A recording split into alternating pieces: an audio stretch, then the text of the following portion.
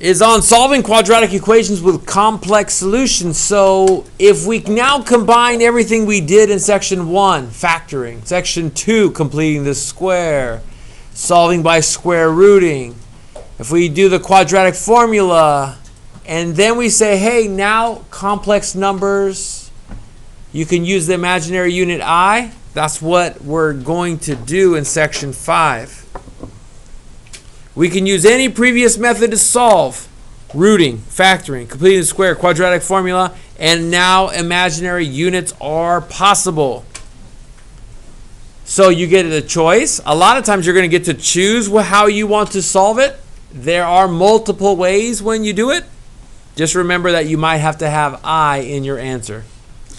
The other thing that we need to talk about is the pattern of I. The imaginary unit I simplifies in a cyclical pattern. That means that it goes through a cycle of different numbers. I to the first power is going to simplify to I. I to the second power we already defined as -1. If you think about I to the third, you can think of I to the third as I squared times another I, and this is -1. -1 times I is going to simplify to -I. And then if I go I to the fourth, I can think of that as I squared times I squared, and I squared is -1 times another -1 would make a +1. What you're going to find out today is that this pattern of I, -1, I, 1 repeats itself. If I were to continue, and I think about I to the fourth times I, well, I know I to the fourth is 1. 1 times I is I. And we're right back to where we were when we started. If I think about I to the 6 is I to the fourth times I squared. I know I to the fourth is 1. 1 times I squared is the same thing as -1. And the pattern continues and continues and continues. A lot of times what I can do, it doesn't matter if it is I to the, let me pick a number, 18th. And I'm trying to figure out what this simplifies to. I sometimes will just divide the exponent by 4. 18 divided by 4. And I think, how many times does 4 go into there? 4 goes into there 4 times, which is 16, and 2 left over. That's I to the 16th, right? So if I think about this as 1, and my remainder, my R equals 2. If I know that there's 2 of these left over, I should know that this is going to simplify to that very easily. How do I know? Just based off of that cyclical pattern. That's a weird word. That's a hard word for me to say. Cyclical. Makes me feel like I'm sick when I hear that word. I don't know why. Okay, anyhow. Let's do 2 examples, and then we'll be done with these notes. Number 4, -4x squared equals 49. For me, when I look at this, I go, I'm going to solve this by square rooting. I'm going to divide by -4. X squared equals 49. I'll put the negative right there over 4.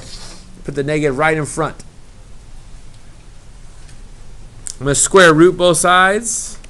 This is the same thing as the absolute value of x. And I can't square root a negative unless I use an imaginary unit I. And I know what the square root of 49 is, and I know what the square root of 4 is. The square root of 49 is, and the square root of 4 is. So where does this go? We go numbers, then letters, then square roots. I would also take this, and don't forget, because it's absolute value, there's 2 possible answers. I would write my answer like this. I would usually put the I up on top, but you can also put it along the side. This is my answer, but I would also accept the I on the right-hand side as well. They are equivalent to each other. If you did it this way or this way, it's correct. So number 20 says I to the 13th times I to the 17th. Okay, let's see. What am I supposed to do with exponents when we're multiplying the same bases? Do you add them, subtract them, multiply them, or divide them? What do you think? Say it out loud. Add. Good job. So this is I to the what power?